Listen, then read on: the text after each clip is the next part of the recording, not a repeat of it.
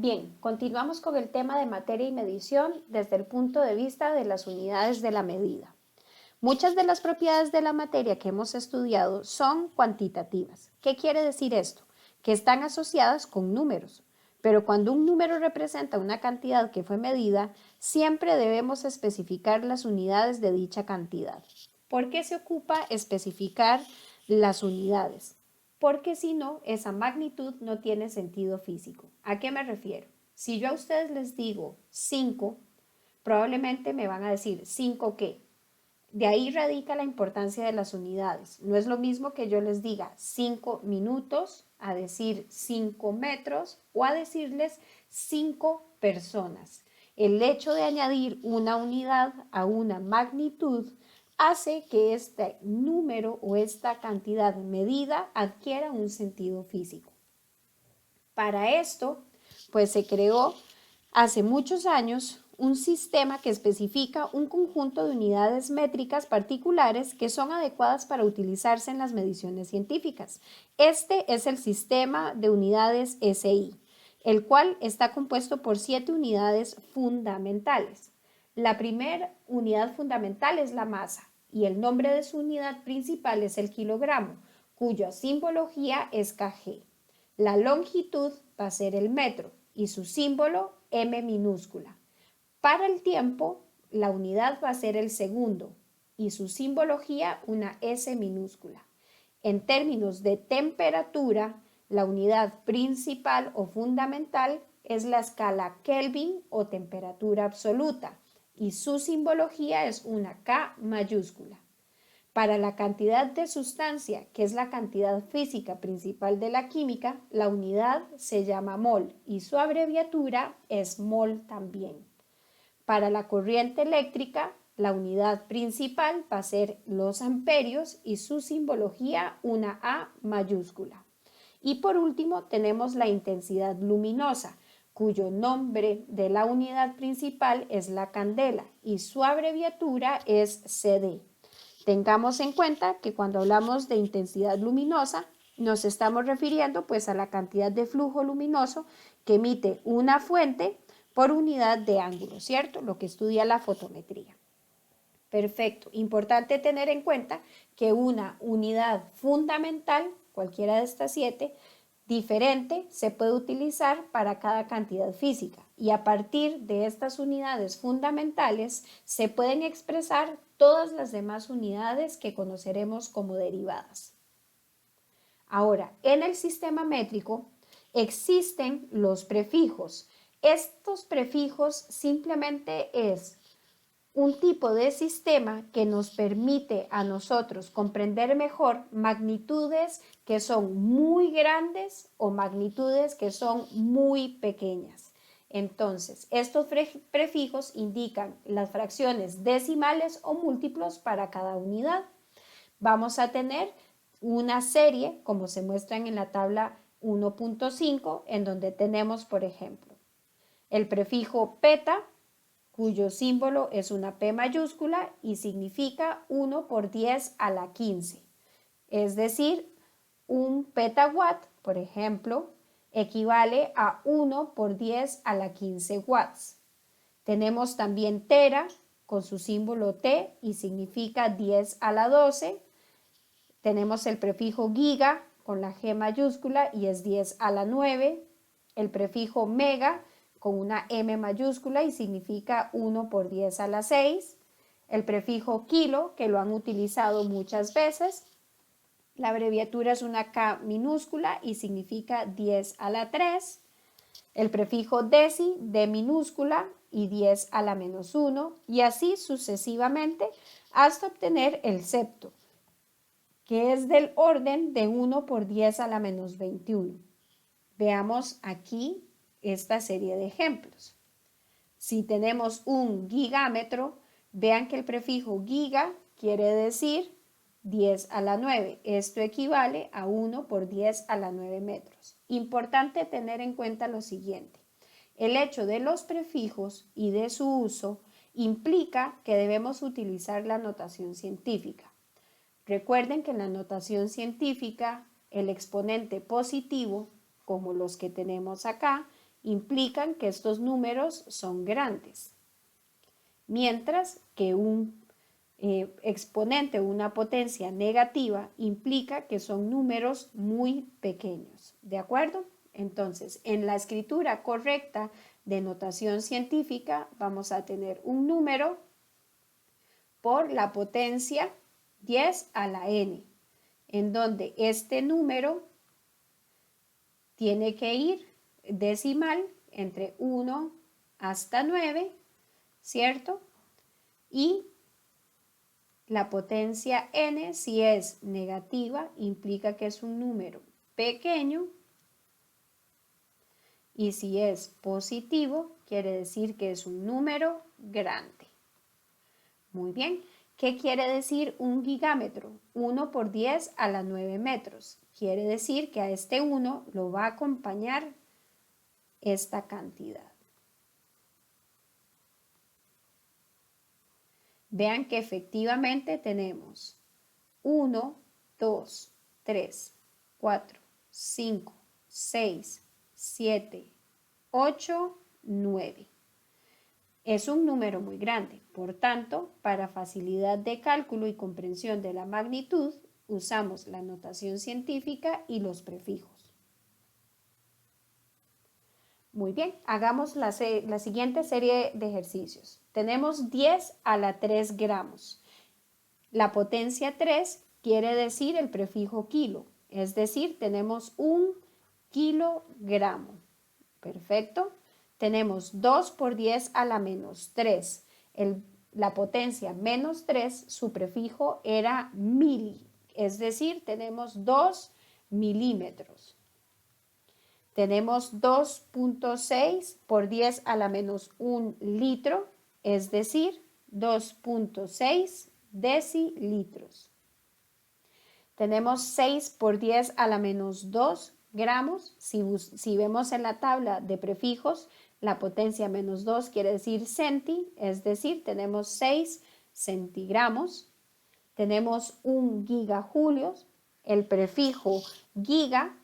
Recordemos que giga era de un valor muy grande, equivale a 1 por 10 a la 9, es decir, tenemos 1 por 10 a la 9 julios. El prefijo micro era de 10 a la menos 6, entonces 9 micrómetros equivalen a 9 por 10 a la menos 6 metros. Tenemos 8 centímetros, el prefijo centi es de 10 a la menos 2, es decir, 8 por 10 a la menos 2 metros. Y un nanogramo, el prefijo nano equivale a 1 por 10 a la menos 9. Entonces vean que aquí es un número muy pequeño.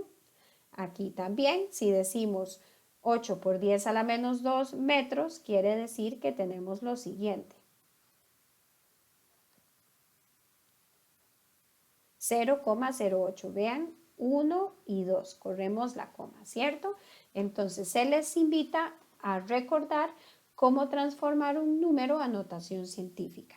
En el último ejemplo nos dice, convierta 0.30 gigámetros por segundo a un valor sin prefijo en notación científica. Entonces tenemos 0.30 gigámetros por segundo. Vean que el único que tiene prefijo es la unidad de distancia. Quiere decir, recordemos que giga es un valor o una potencia de 1 por 10 a la 9, que sería 0.30 por 10 a la 9 metros por segundo, pero en la notación científica el número que está antes de la coma debe ser un número contenido entre 1 y 9. Por tanto, si movemos la coma un lugar para acá, tendríamos 3,0 por 10 a la 8 metros por segundo. Muy bien. Tenemos otras unidades de muchísima importancia y de uso frecuente en química como el volumen. Sin embargo, el volumen no es una unidad fundamental, es una unidad que se deriva de la longitud porque recuerden que el volumen es la cantidad de espacio que ocupa una materia. Podemos analizarlo porque tiene 3 dimensiones, ¿cierto? Si vemos este cubo, podemos ver sus dimensiones en el eje pues Y, en el eje X y en el eje Z, ¿cierto? Muy bien, entonces el volumen se deriva de la longitud y por eso si tenemos en este cubo unidades de metro, el volumen va a ser metro por metro por metro y da metro cúbico.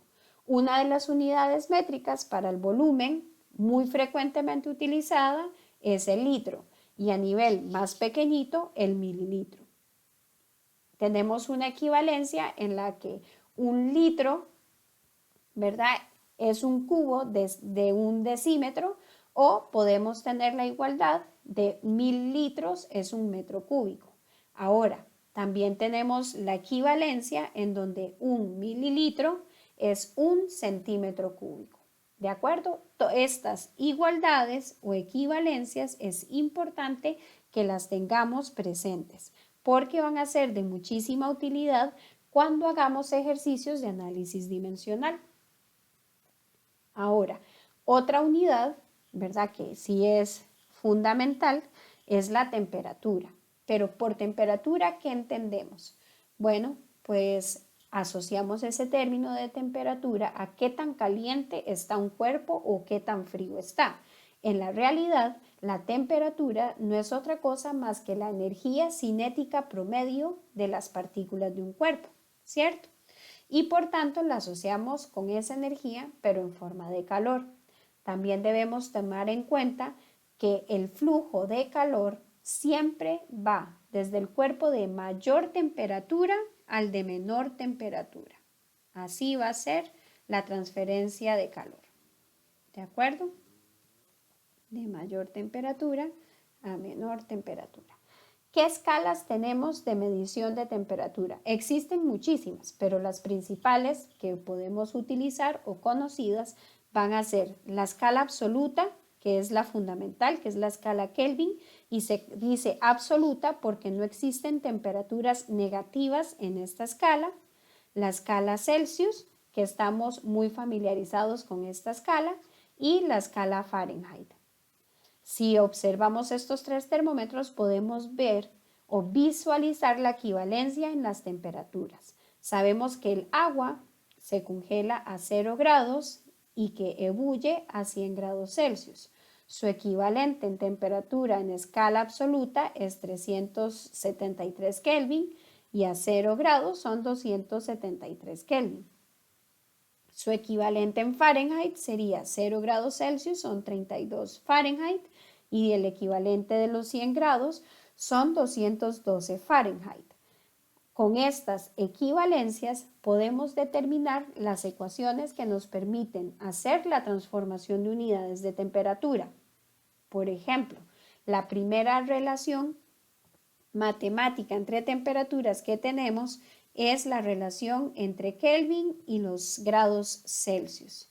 Podemos decir que para hacer la transformación de unidades entre ellos, sabemos que para obtener Kelvin a la temperatura en Celsius le sumaremos 273,15 unidades, ¿de acuerdo? Con base en la relación de las escalas que vimos previamente. También en la escala Fahrenheit no se utilizan mediciones científicas generalmente, pero sí es muy utilizada a nivel de datos climatológicos. Podemos tener una relación entre la escala Fahrenheit y la escala Celsius. Nos dice que para obtener Fahrenheit necesitamos multiplicar a la temperatura en Celsius por 9/5 y sumarle 32 unidades. Mientras que si despejamos esta ecuación, vamos a obtener la temperatura en Celsius, ¿de acuerdo?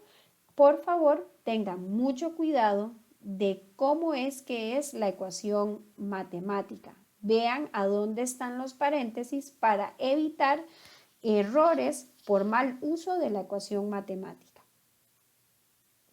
Veamos este ejercicio. Nos dice convierta 40 grados Fahrenheit a Kelvin. ¿Qué sucede? Vean que en las filminas anteriores no vimos una relación directa entre Fahrenheit y Kelvin. Vimos una relación de Fahrenheit con Celsius y de Kelvin con Celsius. Es decir, debemos pasar primero de Fahrenheit a grados Celsius y de Celsius a Kelvin. Por tanto, tenemos lo siguiente. Recordemos, la temperatura en grados Celsius nos decía que la ecuación es 5 novenos por la temperatura en Fahrenheit menos 32.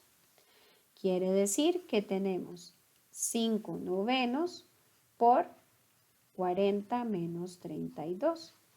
Al realizar esta operación matemática, nos da como resultado el siguiente valor.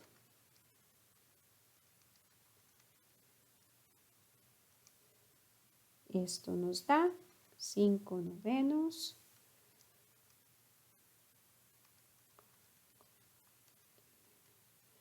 nos da 4,44 grados Celsius. Muy bien, ahora ya que tenemos Celsius, podemos hacer la transformación de unidades a Kelvin. Kelvin, según la ecuación, era los grados Celsius más 273,15, es decir, 4,44 más 273,15, obtenemos que esta temperatura en Kelvin será lo siguiente.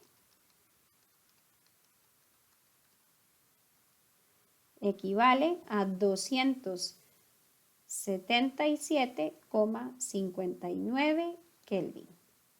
¿Ven? Entonces, las equivalencias nos permiten hacer transformaciones de unidades. Veamos otros ejemplos. Nos dice, en invierno la temperatura promedio más baja de Alaska es de menos 30 grados Fahrenheit. Dos cifras significativas. ¿A cuánto equivale esta temperatura en grados Celsius y en Kelvin? Nuevamente, vamos a tener que primero hacer la relación de Fahrenheit con Celsius y después a Kelvin. Entonces, tenemos que nuestra temperatura en Celsius, según la fórmula, era 5 novenos por la temperatura en Fahrenheit menos 32. Quiere decir que tenemos estos 5 novenos por la diferencia de menos 30 menos 32. Esta temperatura Fahrenheit en unidades de grados Celsius o grados centígrados equivale a lo siguiente. A menos 34,44 grados centígrados. Muy bien. Ya teniendo Celsius, podemos estimar la temperatura en Kelvin. Recordemos que Kelvin son Celsius más 273,15. Esto quiere decir menos 34,44 más 273,15. Estaríamos obteniendo la siguiente temperatura en unidades SI. 238,71 Kelvin. Muy bien. Ahora estudiaremos una propiedad física importantísima para el área de la química, la densidad. La densidad es una propiedad física, ¿cierto?, que la vamos a definir como la cantidad de masa por unidad de volumen de dicha sustancia. Depende completamente de la temperatura, ¿de acuerdo? Y tiene por unidades derivadas. ¿De quiénes? De la masa y del volumen. Frecuentemente podemos ver que sus unidades tienden a ser gramos por mililitro, que es lo mismo que decir gramos por centímetro cúbico. También es común kilogramo por metro cúbico o gramos por litro en el caso de los gases. Su ecuación matemática es la siguiente. La densidad es masa entre volumen. En química, a la densidad se le denota con la letra griega ρ. la masa con la letra M y el volumen con la V. Perfecto. Como el volumen de casi todas las sustancias cambia cuando se calienta o se enfría, es por esta razón que la densidad depende de la temperatura. Es decir, la densidad del agua a 25 grados Celsius es 1 gramo por mililitro, pero a temperaturas menores o mayores de 25, su densidad cambiará. Veamos a continuación una tabla en la cual se comparan las densidades de diferentes sustancias a una misma temperatura. Recuerden que simplemente la densidad es una percepción de qué tan pesada puede ser una sustancia con respecto a la otra. Aquí tenemos diferentes densidades, ¿cierto? Para una misma temperatura, vean que el aire tiene una densidad de 0,001 gramos por centímetro cúbico, el agua de 1 gramo por centímetro cúbico, el hierro de 7,9 gramos por centímetro cúbico. Realicemos unos ejercicios con esta propiedad. Nos dice, el aceite de Gaulteria, que es el aceite esencial conocido como wintergreen, es un líquido incoloro utilizado como saborizante. Una muestra de 28,1 gramos de este aceite tiene un volumen de 23,7 mililitros. ¿Cuál sería su densidad? Aquí en química les puedo brindar un consejo. Siempre es importante escribir en un problema los datos que tenemos. Después homologaremos la ecuación al problema para poder detectar qué datos tenemos y qué datos nos hacen falta, porque el dato que nos haga falta, ahí deberemos iniciar el ejercicio. En este caso nos dan que la masa del aceite es de 28,1 gramos y que el volumen del aceite es de 23,7 mililitros. Sabemos, y aquí viene la parte de homologar la ecuación, que la densidad del aceite va a ser igual a la masa del aceite entre el volumen del aceite. Entonces, ya una vez homologada la ecuación, veamos si contamos con los datos. ¿Tenemos la masa del aceite? Sí, porque nos la dio el problema. ¿Contamos con el volumen del aceite? También nos lo ha brindado el problema. Por tanto, para resolver este ejercicio es simplemente utilizar la ecuación en donde tenemos 28,1 gramos y 23,7 mililitros. Por tanto, la densidad del wintergreen sería la siguiente.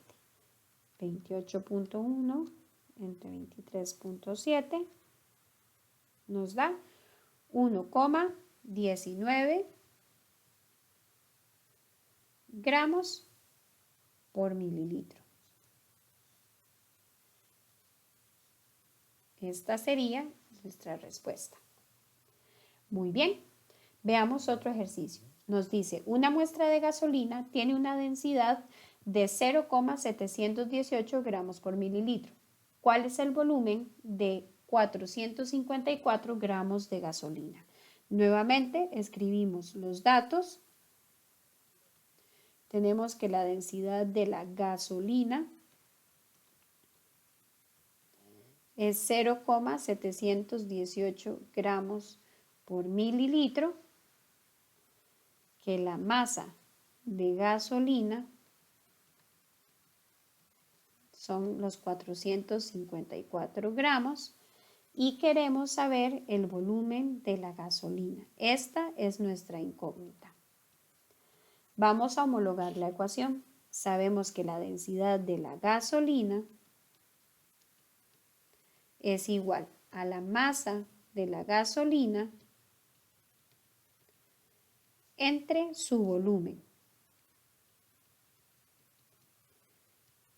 Veamos qué tenemos. ¿Contamos con la densidad de la gasolina? Sí, el problema nos lo dio. ¿Tenemos la masa de la gasolina? También el ejercicio nos la brinda. ¿Contamos con el volumen de la gasolina? No, puesto que esta es mi incógnita. Por tanto, podemos despejar nuestra incógnita de la ecuación. Si aquí está dividiendo, al otro lado del igual pasa a multiplicar. Entonces tendríamos densidad de la gasolina por el volumen de la gasolina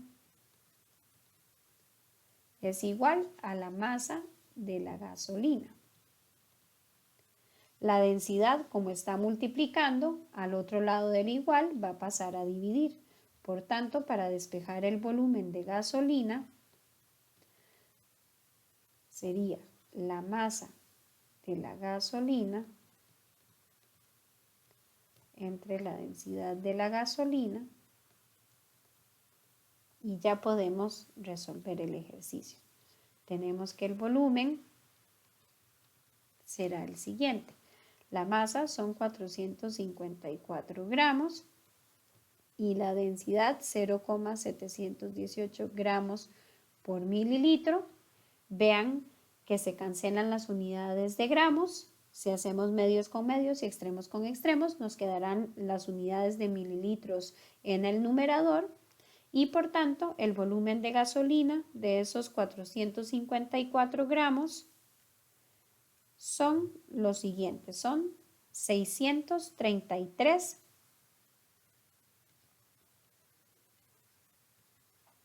mililitros. Muy bien.